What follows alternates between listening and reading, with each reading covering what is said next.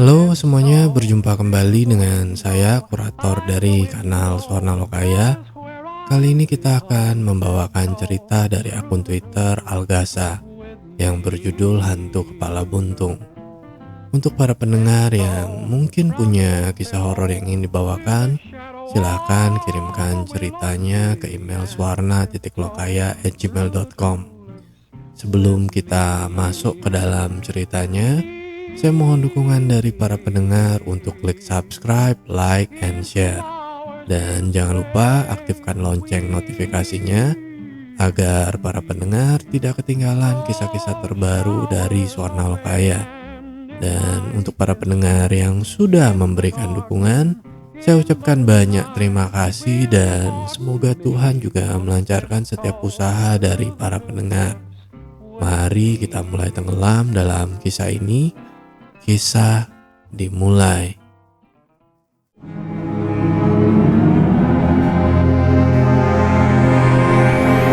Cerita ini adalah pengalaman waktu kecil yang mungkin masih membekas dan masih terus teringat. Apa yang kalian pikirkan saat melihat kepala manusia tanpa bagian tubuh lainnya yang jatuh tepat di depan mata? Pastinya seram. Ya, itulah yang pernah saya alami ketika masih duduk di bangku sekolah dasar. Entah kelas berapa, saya perkirakan saja saat itu sekitar kelas 3 atau 4 SD. Kejadian ini terjadi pada tahun 90-an. Kebiasaan tahunan keluarga saya yang pada saat setelah Hari Raya Idul Fitri, kami biasa mudik ke Jawa Timur untuk berkunjung ke rumah nenek atau orang tua dari ibu saya. Kejadiannya seperti ini. Pada malam sekitar pukul 19.30, bapak dan ibu sedang mengemas pakaian untuk kebutuhan baju ganti selama kami di Jawa Timur nanti. Sambil ngobrol dengan ibu, bapak merencanakan keberangkatan mudik yang pada waktu itu kita harus berangkat menuju stasiun Gambir setelah orang-orang selesai sholat subuh. Karena kereta api pada waktu itu kalau kita tidak gerak cepat pasti tidak akan dapat tempat duduk. Beda seperti sekarang ini yang sudah pasti dapat tempat duduk saat kita sudah beli tiket. Untuk yang lahir tahun 90-an pasti sudah hafal bagaimana keadaan kereta api Indonesia pada tahun itu. Singkat cerita, kami semua tidur di rumah, hanya tinggal kami berempat. Bapak, ibu, adik perempuan paling bontot, dan saya. Karena ketiga kakak saya sudah menikah dan sudah tidak tinggal bersama lagi. Saya pun pada saat itu sedang nyenyak tertidur dibangunkan oleh ibu, yang dimana ketika dibangunkan samar-samar terlihat jam pada saat itu menunjukkan pukul 3 tepat, pukul 3 pagi. Namanya anak kecil sudah dibangunkan pasti maunya tidur lagi. Ya, saya pun tidur lagi. Tetapi tak lama ibu membangunkan saya lagi. Saya pun coba bangun walau kenyataannya ngantuk masih sangat terasa. Saya mendengar dari kamar mandi sepertinya bapak sedang mandi. Dan saya lihat ibu sedang memasak, menyiapkan bekal makanan untuk kami bawa selama di perjalanan nanti. Alih-alih masih sangat mengantuk, saya yang ketika itu disuruh untuk mandi setelah bapak. Akan tetapi saya justru memilih untuk pergi ke teras rumah. Tepat di teras rumah ada sebuah dudukan dari semen yang tingginya sekitar 50 cm. Biasa memang untuk kami duduk. Seperti sekat tapi tidak tinggi dan bisa diduduki. Saya pun pindah di pembatas itu.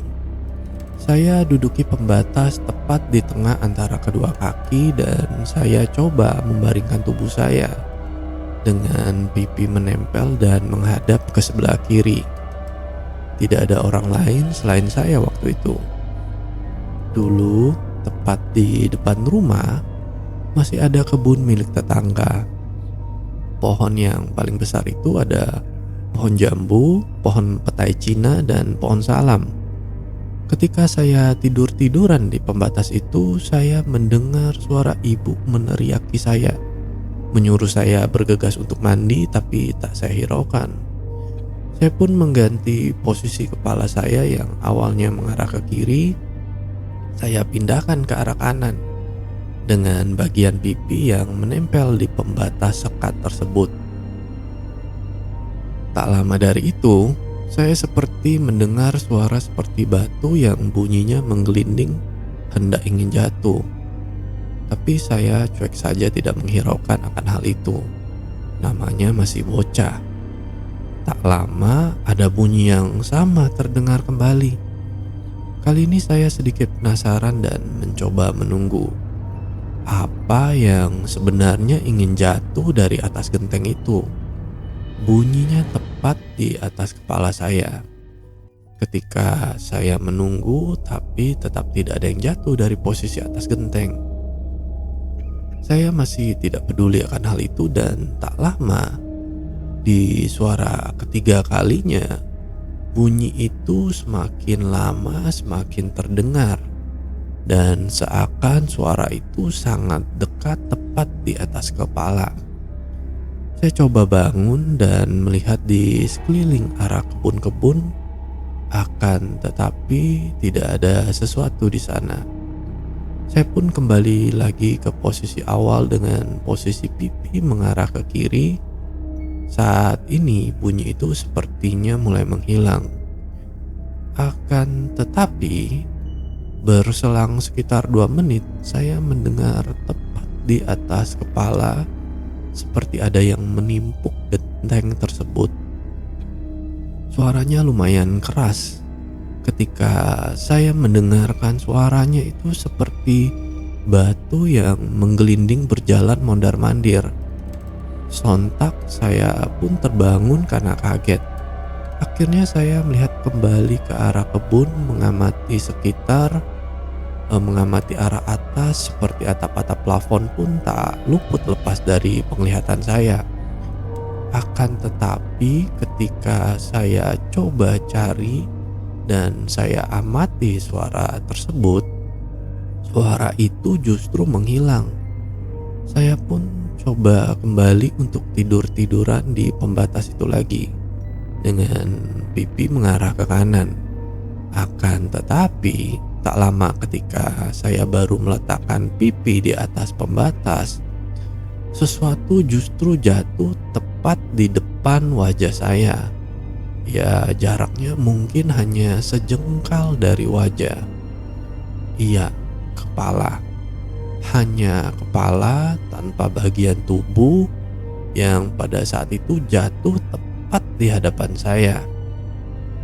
Suara ketika kepala itu jatuh seperti buah kelapa yang jatuh dari pohonnya. Bunyinya keras, sangat keras. Sontak saya kaget dan berteriak sangat kencang. "Mak, kepala buntung!" Saya pun dengan cepatnya lari ke dalam rumah. Ibu yang mendengar saya berteriak dengan sangat kencang langsung menghampiri saya, memeluk saya, dan saya pun memeluk ibu sangat kencang sekali. Wajah saya ketika itu berada di posisi perut ibu dan tidak ingin saya lepaskan. Ibu yang kala itu ikut panik lalu coba menanyai saya ada apa sebenarnya. Tapi saya sama sekali tidak menjawab. Bapak yang tiba-tiba keluar dari kamar mandi pun ikut menanyai saya. Akan tetapi saya hanya menangis kejar dan memilih untuk tidak menjawab. Saya akan coba menggambarkan bagaimana sosok kepala buntung tersebut. Ketika kepala itu jatuh, seperti bagian wajahnya dulu yang menempel di tanah. Tak lama ia memutarkan wajahnya tepat ke hadapan saya. Yang saya lihat bagian rambutnya keriting agak panjang melebihi telinga, dengan bagian wajah yang hancur penuh darah kehitaman. Satu bola matanya keluar menggantung dengan urat-urat saja. Bagian mata yang satunya tertutup rambut yang berantakan.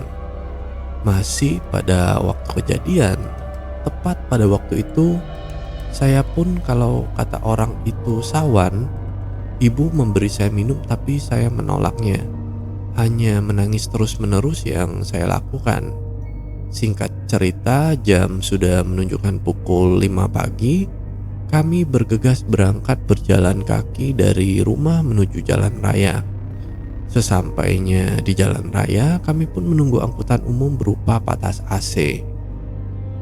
Sepanjang perjalanan, saya hanya diam, tidak mau makan, tidak mau bicara. Sampai di tempat tujuan pun saya masih diam. Di kampung halaman, saya lalu diobati oleh nenek saya sendiri. Tak lama saya tertidur dengan sendirinya. Keesokan harinya saya mulai pulih dan sudah bermain bersama teman dan saudara yang umurnya sebaya sama dengan saya. Itulah kejadian waktu kecil yang pernah saya alami, yang sampai saat ini masih saya ingat.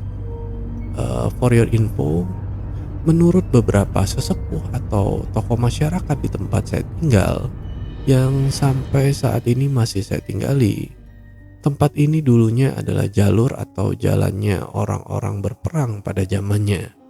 Selama perang terjadi ada pembantaian yang menewaskan beberapa korban perang. Jalur mereka itu menuju perkebunan karet yang sekarang ini sudah terbangun sebuah mall besar di kawasan Ciledug. Selesai. Halo semuanya, terima kasih sudah menonton video ini sampai selesai. Jika para pendengar mungkin punya kisah horor yang ingin dibawakan, silakan kirimkan ceritanya ke email soarna.lokaya@gmail.com. Baiklah, cukup sekian kisah horor kali ini. Semoga para pendengar beserta keluarga sehat selalu dan sampai bertemu lagi dengan kisah horor selanjutnya, tentu saja di kanal Soarna Lokaya. Bye.